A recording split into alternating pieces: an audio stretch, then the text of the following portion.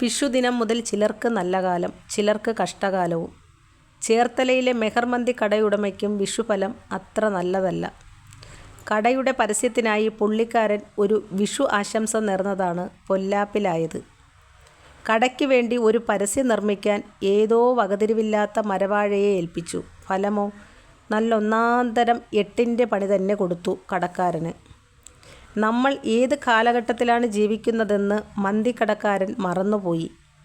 നമ്മുടെ പൊതുസമൂഹവും എന്തിനേറെ ഭരണാധികാരികൾ വരെ ജാതിയും മതവും നോക്കി മാത്രം മാനവികത വിളമ്പുന്ന ഈ കാലഘട്ടത്തിൽ ഏറ്റവും കൂടുതലും വേഗത്തിലും വ്രണപ്പെടുന്നത് മതം മാത്രമാണെന്ന് ചിന്തിക്കാതെ ഉണ്ണിക്കണ്ണനെയും മന്തിയെയും ഒരുമിച്ച് പരസ്യത്തിൽ ചേർക്കുകയും ചെയ്തു.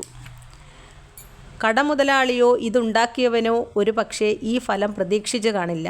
പോലീസ് കേസെടുത്തതോടെ മുട്ടൻ പണിയുടെ വ്യാപ്തി മുതലാളിക്ക് മനസ്സിലായി. ചിലപ്പോഴൊക്കെ ഇങ്ങനെയാണ്. നമ്മൾ ചിന്തിച്ച് ഉറപ്പിച്ച കാര്യമോ നമ്മൾ മനഃപൂർവ്വം ചെയ്യുന്നതോ ഒന്നുമല്ലായിരിക്കും. പക്ഷേ അതോടെ നമ്മൾ ആട് സിനിമയിൽ പറഞ്ഞതുപോലെ പെട്ടെന്ന് അധോലോകമായി പോകും ഷാജിയേട്ടാ.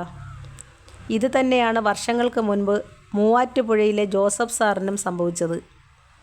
അറിയാതെ ഉപയോഗിച്ചു പോയ ഒരു പേര്, അതിൻ്റെ പേരിൽ ആ മനുഷ്യന് നഷ്ടമായത് സ്വന്തം ജീവിതമാണ്.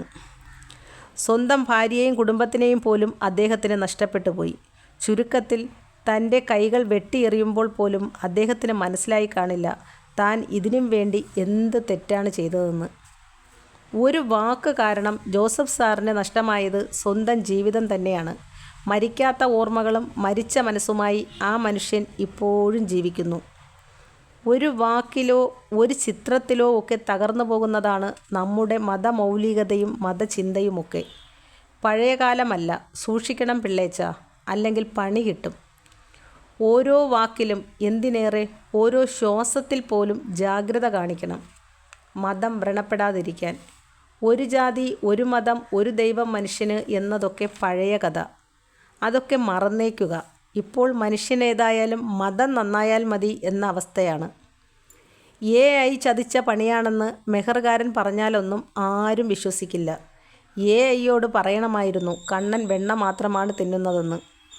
ഇത് എല്ലാവർക്കും ബാധകമാണ്. പന്നിയും പട്ടിയും ബീഫും എല്ലാം വെവ്വേറെയായി AIക്ക് പറഞ്ഞു കൊടുക്കണം. അല്ലേൽ ബീഫ് തിന്നുന്നിടത്ത് ഇഷ്ടൻ പന്നിയെ വയ്ക്കും, വെണ്ണ തിന്നുന്നിടത്ത് ബീഫും വയ്ക്കും. അതോടെ പണി അങ്ങ് പാളും.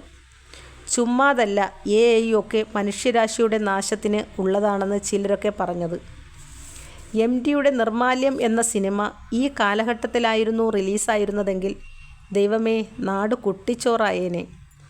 അന്ന് ലവ് ജിഹാദും ജിഹാദിയും പന്നിയും ബീഫും ഒന്നും വിഷയമല്ലായിരുന്ന കാലമായതുകൊണ്ട് ആൾക്കാർക്കത് ഒരു കലാസൃഷ്ടി മാത്രമായി തോന്നിയിട്ടുള്ളൂ. കാലം മാറി. ഇന്ന് എല്ലാം മതത്തിൽ അധിഷ്ഠിതമാണ്. മതത്തിനു വേണ്ടി ചാകാനും കൊല്ലാനും നടക്കുന്ന മനുഷ്യരുടെ കാലം. മതം മാത്രമാണ് ഞങ്ങളുടെ വികാരവും വിഷയവും പ്രശ്നവും ചിന്തയും എന്ന് വിശ്വസിക്കുന്നവരുടെ കാലം. ഇനിയെങ്കിലും ശ്രദ്ധിക്കണം. ചിലർക്കെങ്കിലും മതം മാത്രമാണ് അവരുടെ വികാരം. ഒരു വാക്ക് കണ്ടാൽ മതി കയ്യും കാലുമൊക്കെ വെട്ടിയെരിയാൻ, സ്കെച്ചിട്ട് കഥാവശേഷനാക്കാനും അതുമതി. അവിടെ ഹിന്ദുവെന്നോ മുസ്ലിമെന്നോ ക്രിസ്ത്യനെന്നോ വ്യത്യാസമൊന്നുമില്ല ഇക്കാര്യത്തിൽ. എല്ലാം കണക്കാ. അബദ്ധം പറ്റിപ്പോയി എന്ന് പറഞ്ഞാൽ കോടതി പോലും ചിലപ്പോൾ ക്ഷമിച്ചേക്കാം. പക്ഷേ മതവാദികൾ ക്ഷമിക്കില്ല. അതുകൊണ്ട് ഇനിയെങ്കിലും ഇതുപോലെ പറ്റാതിരിക്കാൻ ശ്രദ്ധിക്കുക. മെഹർ മുതലാളിയുടെ മാപ്പ് ഒരുപക്ഷേ ഉണ്ണിക്കണ്ണൻ ക്ഷമിക്കുമായിരിക്കും. മനുഷ്യന്മാരും ക്ഷമിക്കട്ടെ എന്ന് നമുക്ക് ആഗ്രഹിക്കാം.